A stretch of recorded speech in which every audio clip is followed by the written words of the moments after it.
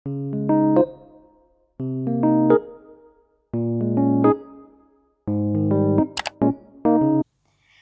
pagi untuk kita semua. Kembali lagi bersama dengan saya, Novita Selamentoe, NIM 19050760012, mahasiswa Pendidikan Bahasa Indonesia, kelas A angkatan 2019 Universitas Mula Warman. Pada kesempatan kali ini, saya akan mereview tentang bunyi dan irama pada puisi. Yang pertama, yang akan saya bahas yaitu bunyi. Dalam puisi, bunyi bersifat estetik, merupakan unsur puisi untuk mendapatkan keindahan dan tenaga ekspresif. Bunyi ini erat hubungannya dengan anasir-anasir musik, misalnya lagu, melodi, irama, dan sebagainya. Bunyi di samping hiasan, dalam puisi juga mempunyai tugas yang lebih penting lagi, yaitu untuk memperdalam ucapan, menimbulkan rasa, dan menimbulkan bayangan angan yang jelas, menimbulkan suasana yang khusus, dan sebagainya. Nah, karena pentingnya peranan bunyi ini di dalam kesusastraan, maka bunyi ini pernah menjadi unsur kepuitisan yang utama dalam sastra romantik yang timbul sekitar abad ke-18 dan 19 di Eropa Barat. Lebih-lebih aliran simbolisme yang dipelopori oleh Charles Baudelaire tahun 1821 sampai tahun 1837.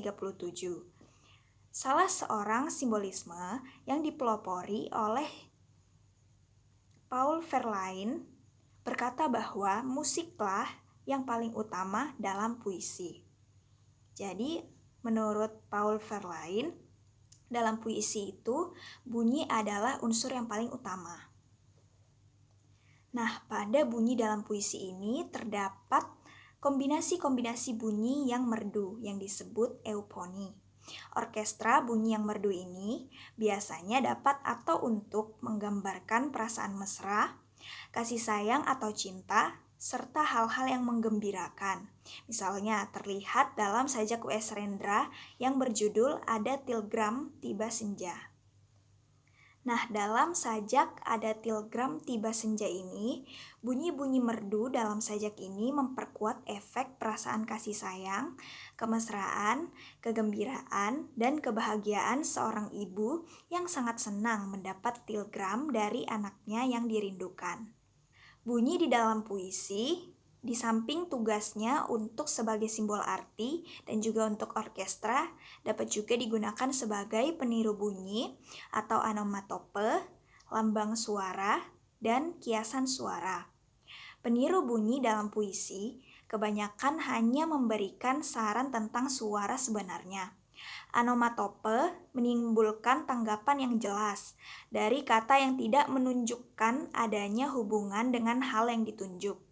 Dalam bait sajak W.S. Rendra, balada terbunuhnya Atmo Karpo, bunyi kuda lari gedebuk-gedebuk, dikiaskan dengan kombinasi GDP. Nah, tadi kan kita telah mereview tentang bunyi. Nah, kemudian hal yang masih erat berhubungan dengan pembicaraan bunyi adalah irama bunyi yang berulang-ulang, pergantian yang teratur, dan variasi-variasi bunyi yang menimbulkan suatu gerak yang hidup seperti air yang mengalir, turun tak putus-putus. Gerak yang teratur itulah yang disebut irama. Irama dalam bahasa asingnya rhythm. Rhythm berasal dari kata Yunani reo yang berarti riak air. Gerakan-gerakan air, riak air adalah gerakan yang teratur terus-menerus, tidak putus-putus. Itulah barangkali setiap gerak yang teratur.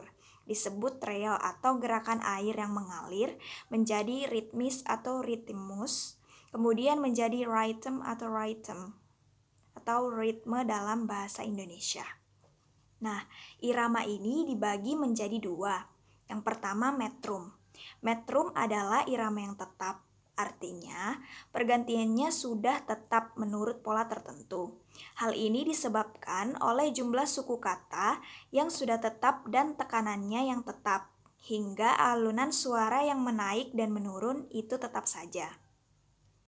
Nah, yang kedua dari jenis irama yaitu ritme. Ritme adalah irama yang disebabkan pertentangan atau pergantian bunyi tinggi rendah secara teratur, tetapi tidak merupakan jumlah suku kata yang tetap, melainkan hanya menjadi gema dendang sukma penyairnya. Di dalam puisi, timbulnya irama itu karena perulangan bunyi yang berturut-turut dan bervariasi. Misalnya, sajak akhir, asonansi, dan aliterasi. Begitu juga karena adanya paralelisme, ulangan-ulangan kata, ulangan-ulangan bait. Juga disebabkan oleh tekanan-tekanan kata yang bergantian keras lemah, disebabkan oleh sifat-sifat konsonan dan vokalnya atau panjang pendek kata. Juga disebabkan oleh kelompok-kelompok sintaksis, yaitu gatra atau kelompok kata.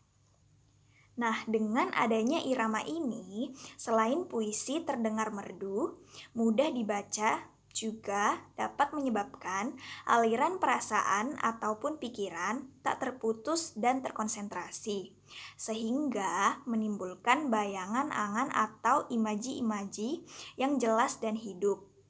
Hal ini juga menimbulkan adanya pesona atau daya magis hingga melibat para pembaca atau pendengar ke dalam ekstase atau bersatu diri dengan objeknya, dan dapat menyebabkan berkontemplasi hingga sajak itu dan apa yang dikemukakan meresap dalam hati jiwa si pembaca dan pendengar.